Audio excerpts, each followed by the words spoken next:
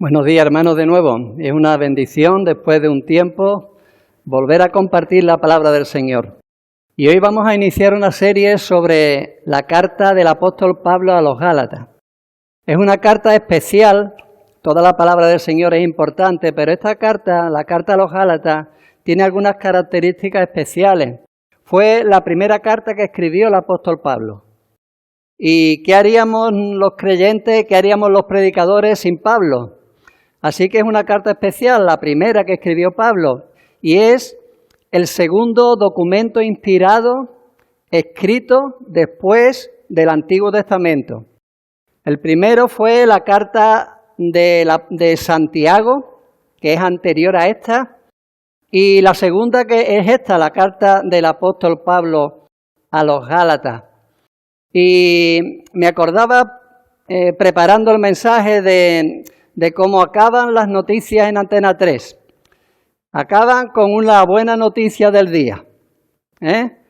Después de tantas malas noticias, porque si nos fijamos en los telediarios lo que hay son malas noticias, pues nos quieren dejar un buen sabor de boca. Dice, bueno, y ahora viene la buena noticia del día con la que nos despedimos.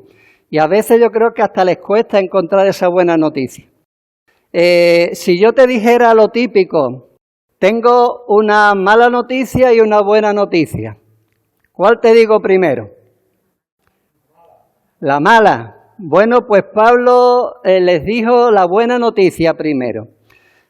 A la persona no creyente primero hay que decirle la mala noticia, está condenado, para luego darle la buena noticia, el Evangelio. El Evangelio significa Evangelio, buena noticia. Estás condenado, es la mala noticia, el Evangelio es, hay salvación para ti por medio de Cristo. Pero a los creyentes hay que darle primero la buena noticia para después ponerle los peros. Pablo es lo que hace con la iglesia, con las iglesias de Galacia. Primero le da la buena noticia, primero le hace, digamos, una exposición del Evangelio y después le da la mala noticia. No lo estaban haciendo bien. Pablo, junto con Bernabé y con Juan Marcos, iniciaron el primer viaje misionero enviado por la iglesia de Antioquía de Siria. Él estaba en Tarso, en su ciudad natal, y Bernabé fue por él para que ayudara primero en el ministerio de la iglesia en Antioquía de Siria, y luego esa iglesia fue la iglesia madre que envió a Bernabé, a Pablo y a Juan Marcos, el sobrino de Bernabé, a iniciar el primer viaje misionero. Ellos, pasando por Chipre, llegaron a Pergue y de Pergue fueron a Antioquía de Pisidia, que es el sur de la provincia de Galacia. Comenzaron a predicar allí hubo un gran avivamiento. Ellos, como siempre, empezaron en las sinagogas, allí se predicó el Evangelio, y fijaros cuál fue el primer mensaje que Pablo predicó allí. Está en Hechos 13, pero yo me voy a quedar con una parte de él.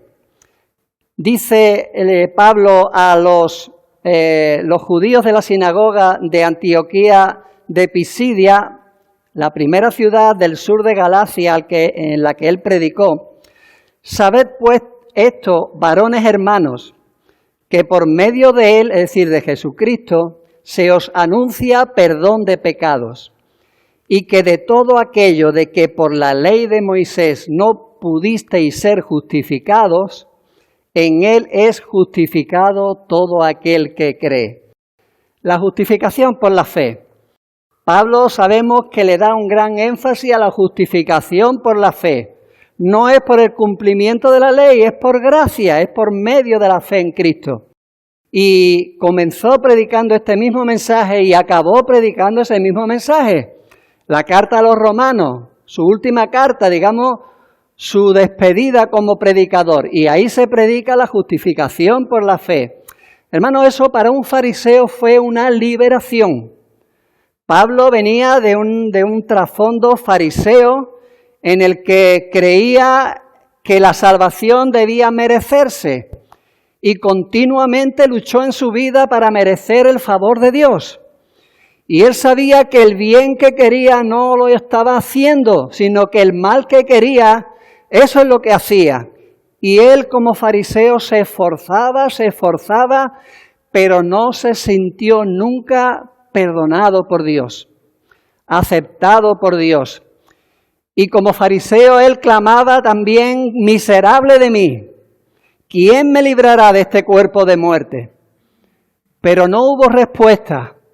No hubo respuesta, no hubo ese gracias sea a Dios por medio de Jesucristo, que luego pudo él responder a esa pregunta y que vemos en los Romanos.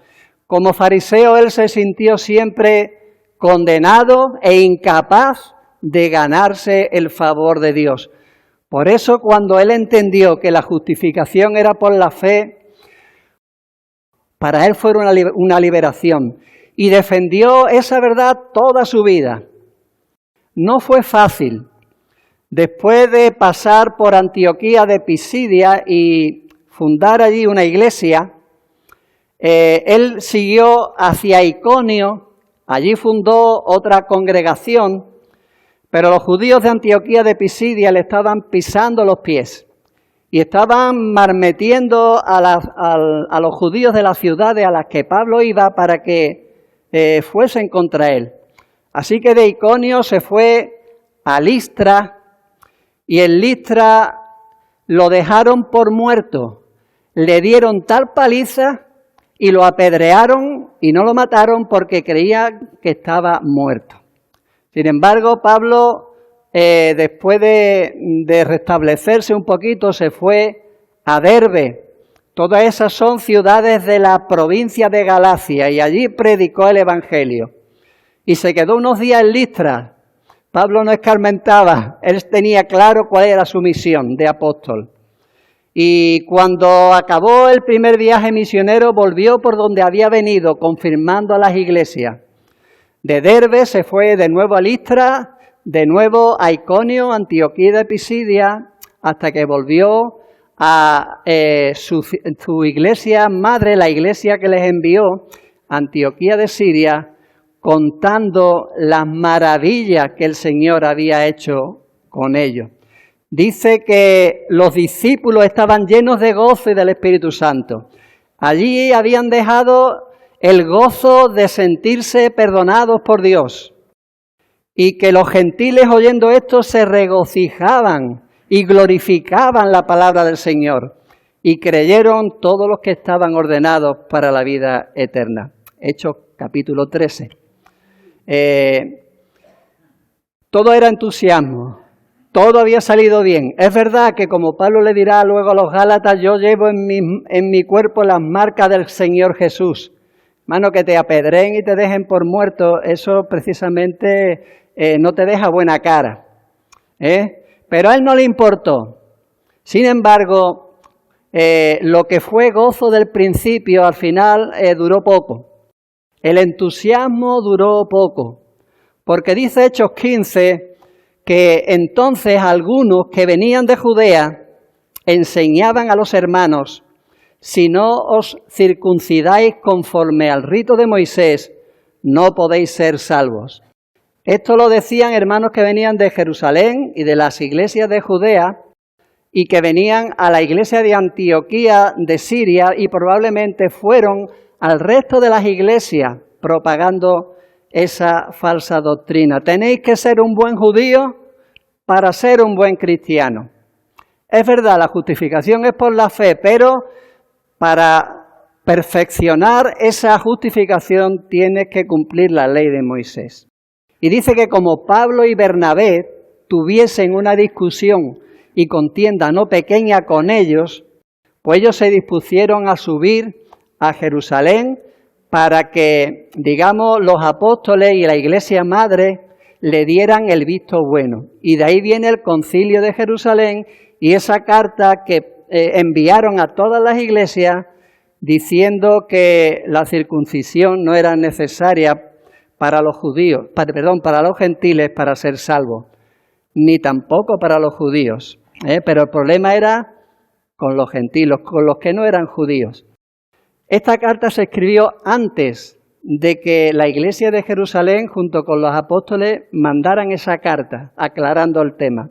Pablo no quería esperar ni un momento, porque, para que os hagáis una idea, había pasado 15 años desde que Pablo se convirtió hasta que escribió la carta a los Gálatas. Un año antes había acabado el primer viaje misionero. Así que fue durante un año donde la iglesia fue recibiendo esa mala influencia que venía de los judíos más radicales que se convirtieron al cristianismo, aunque a ellos le llama Pablo falsos hermanos. Y como buen pastor, él se preocupaba por ellos. Eso no podía quedar así. Aquellos que predicaban esa falsa doctrina de que había que cumplir la ley para ser salvo, lo primero que hicieron fue desacreditar a Pablo como apóstol. Pablo no es uno de los 12. ¿Recordáis los requisitos para elegir a Matías como apóstol en sustitución de Judas? Uno de los requisitos era que tenía que haber estado con Jesús desde el principio. Y otra era haber sido testigo de su resurrección. La segunda la cumplía Pablo. Él había sido testigo de su resurrección. Jesús se le presentó varias veces, lo vio, pero él no había estado con Jesús desde el principio. Así que la mejor manera de desacreditar un mensaje es desacreditar al mensajero, y eso es lo que estaba ocurriendo. Si no os circuncidáis no podéis ser salvos. Y Pablo se sintió indignado. La carta a los Gálatas tiene un tono muy duro. ¿Por qué? Porque era precisamente Pablo lo que había padecido toda su vida. Y ahora querían volver a esclavizar a los cristianos que se convertían con el cumplimiento de la ley que ni los mismos judíos, los más radicales como fue Pablo, habían podido cumplir. Así que Pablo comienza su carta haciendo una defensa del Evangelio, capítulos 1 y 2. Luego hace una explicación del Evangelio, capítulos 3 y 4, y finalmente hace una aplicación del Evangelio, capítulos 5 y 6. Comienza reivindicando su apostolado. Pablo, apóstol no de hombres ni por hombres, sino por Jesucristo y por Dios el Padre que lo resucitó de los muertos. Mi autoridad no procede de hombre alguno, no lo he aprendido de nadie, ni siquiera de los apóstoles, ni siquiera de los 12, sino que lo que os he enseñado me ha sido revelado directamente por Dios. Nadie me ha enviado. Es verdad que la iglesia de Antioquía lo envió, pero quien lo envió como apóstol y le llamó y lo nombró apóstol de Jesucristo fue Jesucristo mismo. Así que su mensaje estaba autorizado por el mismo Jesucristo. A Jesús también, hermanos, intentaron desacreditar su mensaje poniendo en duda su autoridad. ¿Recordáis? ¿Con qué autoridad haces estas cosas? ¿Y tú quién eres? ¿Y quién te ha mandado a ti? ¿Con qué autoridad? Entonces eso es algo que viene ya de lejos. Y el problema con los fariseos, porque quien decía esto de que si no se circuncidaban no podían ser salvos, eran los fariseos. Luego en el concilio de Jerusalén se desenmascararon y dijeron que eran de la secta de los fariseos los que enseñaban esta doctrina. La iglesia, hermanos, está edificada sobre el fundamento de los apóstoles. El cimiento de la iglesia es la doctrina de los apóstoles. Si quitamos el fundamento, si ponemos en duda la autoridad del mensaje, todo se viene abajo, incluido la persona de Cristo, que es la piedra angular de ese edificio. La iglesia, como dice la palabra, está fundamentada en los profetas y en los apóstoles, siendo la principal piedra de ángulo Jesucristo mismo. Por eso él no está intentando de defender su persona, su ministerio, su credibilidad o su honor. Él está defendiendo el fundamento de nuestra fe. La fe en Jesucristo está fundamentada en la doctrina de los apóstoles. Su preocupación no era solo la de Pablo. Pablo ahí no estaba solo. Hermano, qué bueno es que cuando nos preocupen cosas que ocurren en las iglesias, pensemos que no estamos solos. En primer lugar, el Señor le preocupa más que a nosotros y nos debe tranquilizar que Él puede hacer más que nosotros. Pero nosotros también nos debemos de preocupar, pero también nos debemos arropar unos a otros. ¿Veis que Pablo no le envía la carta él solo, en su propio nombre, sino que dice todos los hermanos que están conmigo a las iglesias de Galacia? Era un tema grave, porque las iglesias de Galacia no era una iglesia, era ya un conjunto de iglesias. La falsa doctrina se había propagado, y a pesar de todo, Pablo les sigue llamando hermanos. A pesar de todo, ellos seguían siendo iglesias. Y luego le diría, amados hermanos, que aquello que nos divide, que incluso sabemos que el hermano está en contra de la palabra de Dios y que no está haciendo bien, que no impida que sientas amor y sientas respeto por el hermano, es tu hermano. Incluso iglesias que se han desviado de la verdad, son iglesias hermanas. No se trata de unos contra otros, se trata de que todos estamos a vuestro favor. Lo que queremos es lo mejor para vosotros, es lo que dice Pablo. Sois hermanos, sois iglesia. Nuestro deseo es lo mejor para vosotros. ¿Y qué más le puede desear? ¿O qué mejor algo más importante para desear a alguien que la gracia y la paz? Gracia y paz sean a vosotros de Dios el Padre, de nuestro Señor Jesucristo. Esto era normal como una salutación en las cartas, pero aquí Pablo en los primeros 5 versículos, él está haciendo un resumen del Evangelio. Y el Evangelio comienza por la gracia que trae la paz, que era precisamente lo que ellos estaban perdiendo de vista. La gracia, Pablo le desea que el Señor le dé gracia y le dé paz. Y la gracia no es otra cosa sino un favor inmerecido. El favor inmerecido de Dios que te justifica y que te da la paz de sentirte aceptado por Dios. Es lo que estaban perdiendo de vista. Por eso Pablo le dice, os deseo la gracia, que penséis que sois unos privilegiados, sois unos favorecidos de Dios. Tenéis la paz de Dios, que nadie os la robe. ¿No estáis dando cuenta que esa doctrina os está quitando la gracia? ¿Estáis perdiendo de vista el favor de Dios hacia vosotros? Si tenéis que mereceros el favor de Dios, ya no es gracia, porque la gracia es un favor inmerecido.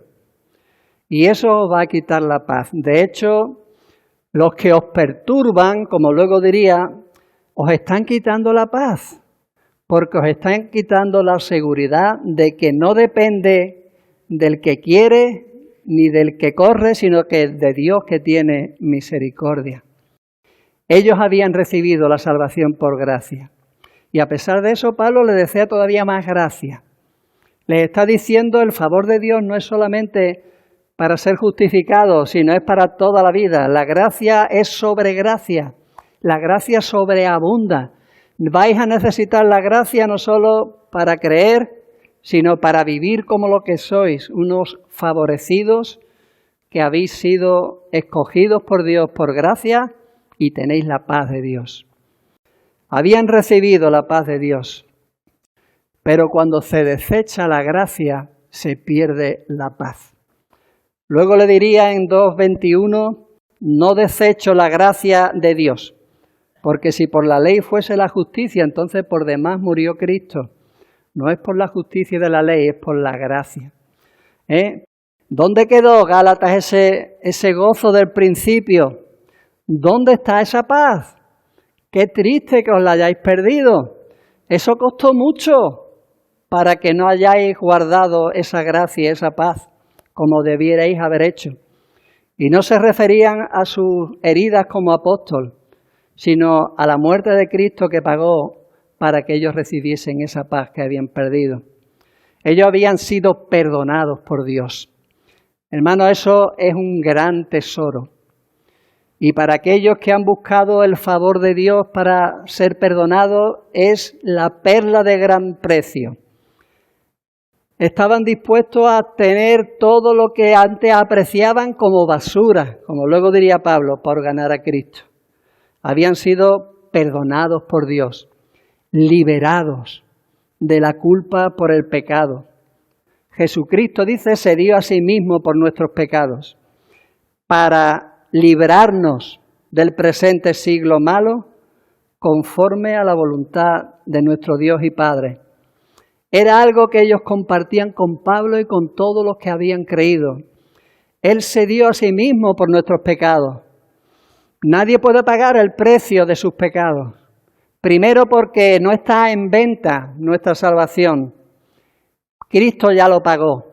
Y segundo, porque no tendríamos con qué pagar nuestros pecados si no es con la muerte, con nuestra propia vida. Sin embargo, la salvación, hermanos, no tiene que ver con lo bueno que somos nosotros, sino con lo bueno que Dios ha sido con nosotros. Clávate eso en tu mente y en tu corazón. La salvación no tiene que ver con lo bueno que yo soy, sino con lo bueno que Dios ha sido conmigo. Y eso, hermano, nos libera, nos da la paz de Dios, que dice que sobrepasa todo entendimiento. Y habían sido liberados no solo de la culpa del pecado, habían sido aceptados por Dios, sino que también habían sido liberados del poder del pecado. Cristo se dio a sí mismo por nuestros pecados para librarnos del presente siglo malo. ¿Y qué es esto del presente siglo malo? La palabra de Dios divide la historia en dos etapas. El presente siglo, aquí Pablo dice el presente siglo malo, y el siglo venidero. Señor dijo en Mateo 12:32, a cualquiera que dijere alguna palabra contra el Hijo del Hombre le será perdonado, pero que al que hable contra el Espíritu Santo no le será perdonado ni en este siglo ni en el venidero.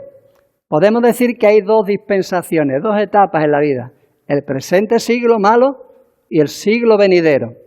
Y Pablo a los Efesios, en capítulo 1, versículo 20, dice que Cristo está sentado en los lugares celestiales, sobre todo principado y autoridad y poder y señorío, y sobre todo nombre que se nombra no solo en este siglo, sino también en el venidero. Así que el presente siglo malo es una época dominada por el pecado, por la injusticia, por la incapacidad del hombre de agradar a Dios y hacer completamente su voluntad. Sin embargo, el siglo venidero será un tiempo en el que la justicia y la paz se implementarán en el mundo para siempre. Es lo que Jesús llamó el reino de Dios. Y ese siglo venidero, aunque vendrá con la segunda venida de Cristo, se inauguró con su primera venida. Digamos que aquellos que hemos sido justificados por la fe, formamos parte de ese reino de Dios que nos anticipa las bendiciones de ese siglo venidero, en el que el Señor instaurará su justicia para siempre. Jesús lo enseñó así. Mateo 12:28 dice, si yo por el Espíritu de Dios echo fuera los demonios, ciertamente ha llegado a vosotros el reino de Dios. Y luego en Lucas 17:20 dice que le preguntaron los fariseos cuándo había de venir el reino de Dios. Y él les respondió, el reino de Dios no vendrá con advertencia, ni dirán helo aquí o allí, porque aquí el reino de Dios está entre vosotros. Cuando uno cree en el Señor, deja de estar influenciado, dominado por ese presente siglo malo y pasa a formar parte del reino de Dios. Antes era incapaz de hacer lo bueno. Antes estábamos esclavos del pecado. Y ahora tenemos la capacidad de hacer la voluntad de Dios. Como dice Pablo a los Romanos 6:14, el pecado no se enseñoreará más de vosotros, pues no estáis bajo la ley, sino bajo la gracia.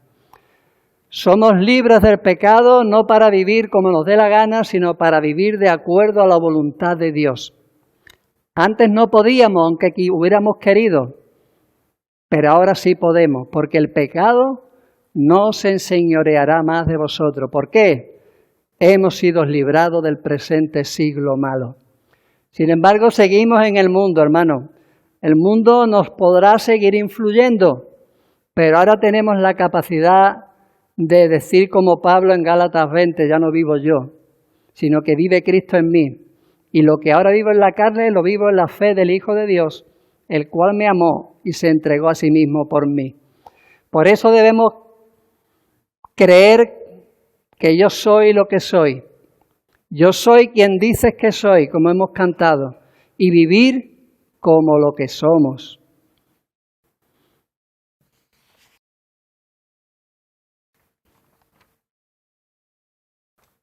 Se trata, hermano, de cambiar de lealtad, de cambiar nuestra lealtad al mundo para vivir en santidad y vivir como lo que somos y pasar a ser leales a Cristo. Todo eso lo habían recibido los Gálatas y todo el que ha creído lo ha recibido. Y también habían sido hechos parte del pueblo de Dios. Yo seré vuestro Dios y vosotros seréis mi pueblo. Esa era, la manera en que Dios confirma que uno pertenece al pueblo de Dios. Sin embargo, aquí habla de que Dios es nuestro Dios y Padre. Le está diciendo que Dios es vuestro Dios, que vosotros formáis parte del pueblo de Dios, porque solo a su pueblo Dios dice, yo seré vuestro Dios y vosotros seréis mi pueblo. También habían recibido la condición de hijos de Dios. Dice que ellos eran hijos del Padre. Ellos lo habían recibido todo de nuestro Dios y Padre. Hermano, a nadie en el Antiguo Testamento se le llamaba hijo de Dios. Se le llamaba hijo de Dios a Israel como un colectivo, como nación. Pero a ninguna persona en particular bajo la ley se le llamó hijo de Dios. Solamente hay un caso y es el caso del Mesías. Mi hijo eres tú, yo te engendré hoy. Pero está hablando del Mesías, el Hijo de Dios. Pero eso ya ha cambiado. Ellos también habían sido hechos hijos de Dios. Luego Él, que ampliará esa verdad en los capítulos 3 y 4. Y le dice en capítulo 3, 26, todos sois hijos de Dios por la fe en Cristo Jesús. No se forma parte del pueblo de Dios por circuncidarse y guardar la ley, sino por la salvación es por la fe. Formar parte de Dios es por medio de la fe y todo aquel que ha sido justificado ha sido declarado hijo de Dios por la fe. Y todo eso, hermano, era lo que eran ellos. Pero se les había olvidado. Alguien favorecido por Dios, que habían recibido el perdón de sus pecados, que habían recibido la libertad para hacer la voluntad de Dios, que habían sido hechos pueblo de Dios, hijos de Dios, y todo para la gloria de Dios. A quien sea, dice, la gloria por los siglos de los siglos. Amén. El sacrificio de Cristo y nuestra salvación no tiene como fin último beneficiarnos a nosotros. Es para la gloria de Dios. El Evangelio nos beneficia, nos da lo que no podemos conseguir por nuestros propios méritos. Cristo murió por nosotros, todo eso lo tenemos. Ya somos eso, pero ese no era el fin último de nuestra salvación ni del Evangelio, es para la gloria de Dios, a quien sea la gloria, por los siglos de los siglos. Amén. Cualquiera que le quita algo a ese Evangelio, a esa buena noticia, le está quitando a Dios la gloria. Y ellos, cuando escucharon esa doxología, podemos decir, a quien sea la gloria por los siglos de los siglos, amén, dirían lo mismo que dijimos nosotros cuando Estel lo leyó. Amén. Les obligó a confesar lo que antes les había explicado y que ellos habían perdido de vista. ¿Habéis creído eso? A mí no me gusta decir eso de amén cada vez que predico. Hay predicadores que dicen amén, amén. Bueno, pues aquí Pablo lo dice. Después de decir todo esto, le dice a las iglesias, amén. Y nos podemos imaginar el lector de la carta que en cada iglesia iba leyendo esto y cuando llegaba a este punto les obligaba a decir amén, amén. Le estaba recordando que habían recibido algo más, el don de la fe. Todo eso podían decir amén porque habían creído y eso era suficiente. Yo soy quien dices que soy. Pablo es verdad que se llevó una gran decepción con ellos, pero era algo que era previsto ya que iba a ocurrir. El diablo viene para hurtar y destruir, y cuando la obra de Dios es edificada, él viene detrás destruyendo. Cuidado aquellos que os habéis bautizado hace recientemente, porque el Señor dice que el diablo vendrá detrás para destruir la obra que el Señor ha hecho en vosotros.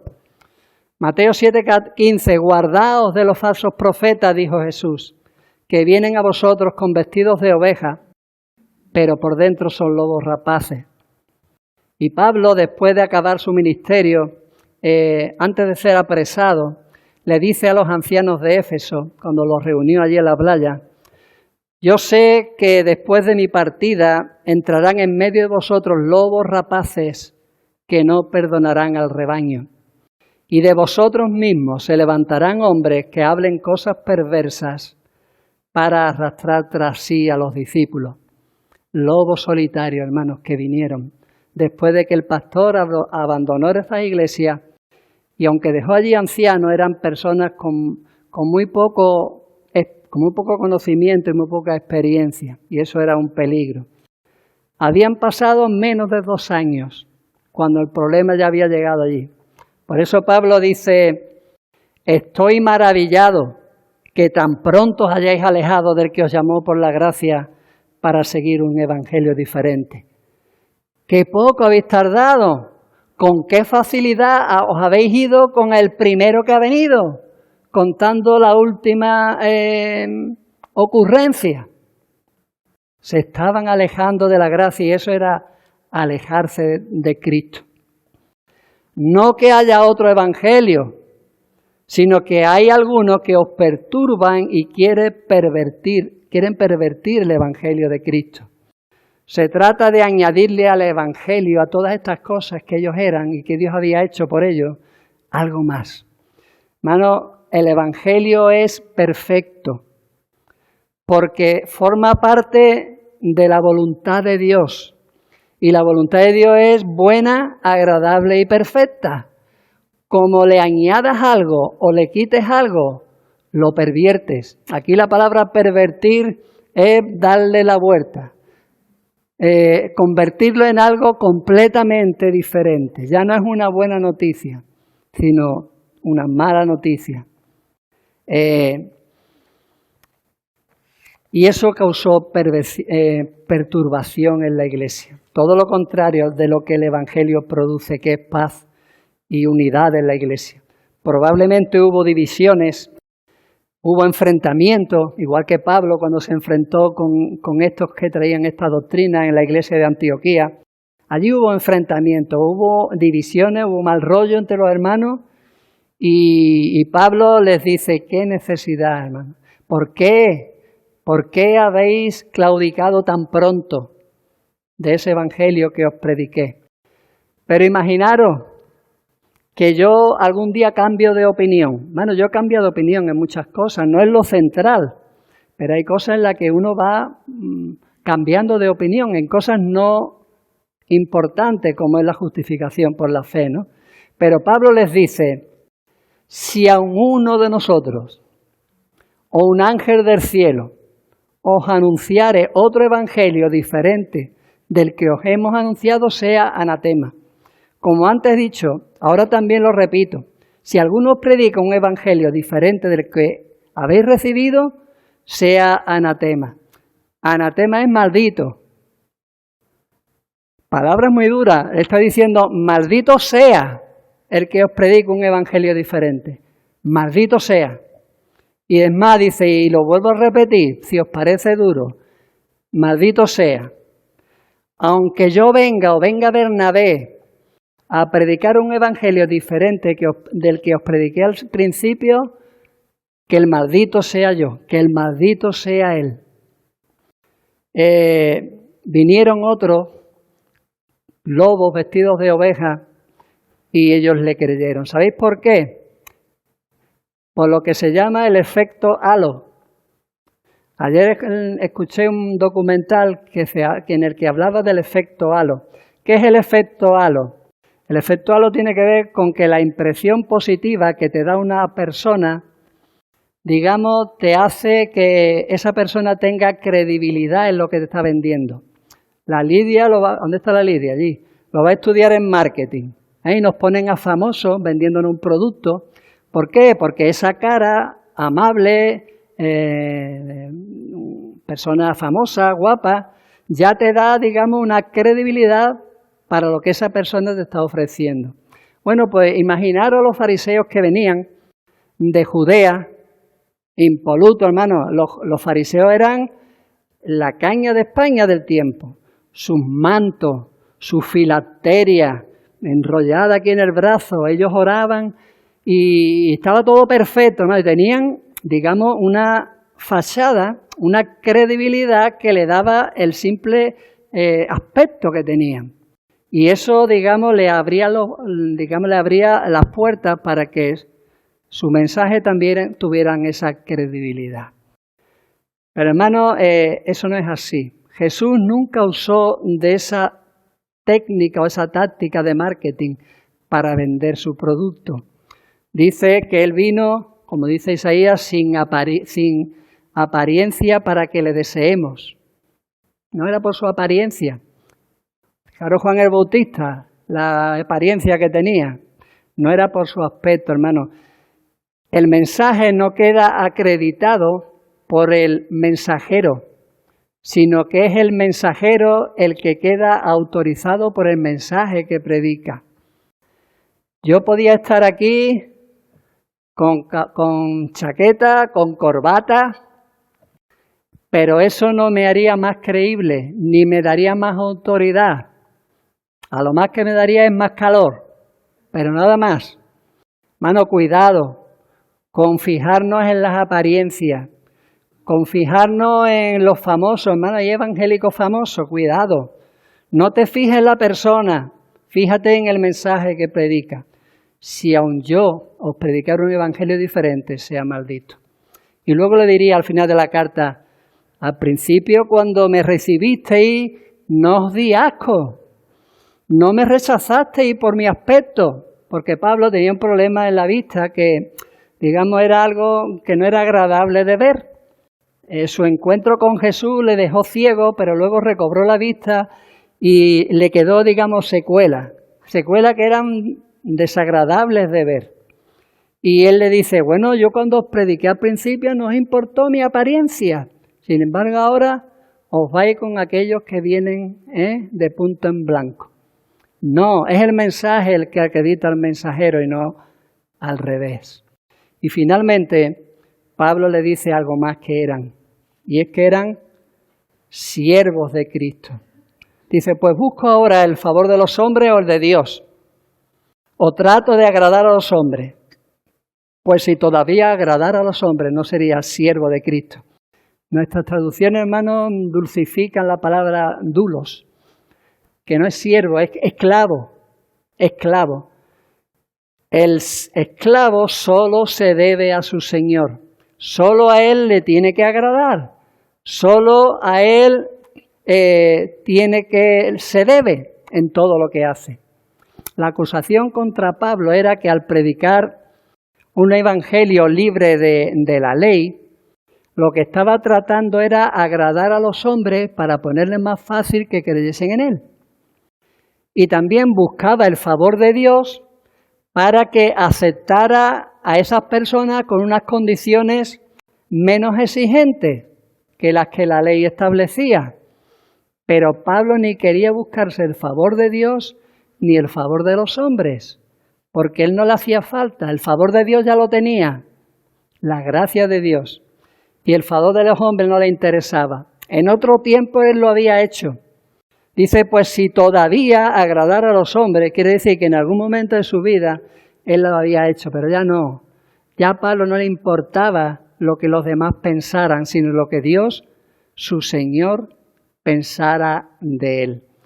Y que no importa si te critican por hacer o no hacer, lo que se trata es que lo que hagas o no hagas esté de acuerdo a la voluntad de Dios revelada en el Evangelio. Que nadie, como diría otro día Pablo, os prive de vuestro gozo. Ellos no habían perdido la salvación, pero sí el gozo de la salvación. Si has sido justificado por la fe, si has creído en Cristo de todo corazón, eres quien Dios dice que sois. No tú, no nadie. Si te lo puedes creer es porque Dios dice quien dices que eres. Yo soy quien dices que soy. Porque Pablo diría a los Corintios, 1 Corintios 15:10, por la gracia de Dios soy lo que soy. Y su gracia no ha sido en vano conmigo. Dice, pero no yo, sino la gracia de Dios conmigo. Acabo el mensaje deseando a todos vosotros lo mismo que Pablo les deseó a los Gálatas. Que la gracia y la paz de Dios el Padre, de nuestro Señor Jesucristo, sea con todos vosotros, a quien sea la gloria por los siglos de los siglos. Amén. Bendito Padre Santo, muchas gracias, Señor, porque no depende de nosotros, depende de ti. No depende de merecer el favor, tu favor hacia nosotros, sino porque eso ya lo tenemos. Depende de la obra de Cristo en la cruz del Calvario, que pagó el precio de nuestros pecados, que nos libró, Señor, de la obligación de cumplir perfectamente la ley para ser aceptados por ti. Y cuando abundó el pecado, también abundó la gracia. Gracias, Señor. Ayúdanos, Padre, a no perder de vista en ningún momento esas bendiciones que tú nos has dado sin merecérnoslo, por los méritos de Cristo. Y que nadie, Señor, nadie nos robe lo que tú nos has dado. Ayúdanos, Padre, a estar firmes en la palabra tuya, Señor, para que nadie nos engañe y nos evite, Señor, nos quite, Señor, ese gozo que tú nos has dado. Te ruego, Señor, que si hay alguien aquí hoy que todavía no te ha aceptado como el Señor de su vida, que hoy también puede ser para él ese día de salvación en el que reciba tu favor y sea todas esas cosas que tú dices que somos. Te lo pedimos y te damos gracias en el nombre de Cristo, y también te pedimos que bendiga los alimentos que vamos a compartir después de finalizar este culto, Padre. Te lo pedimos y te damos gracias en su nombre. Amén.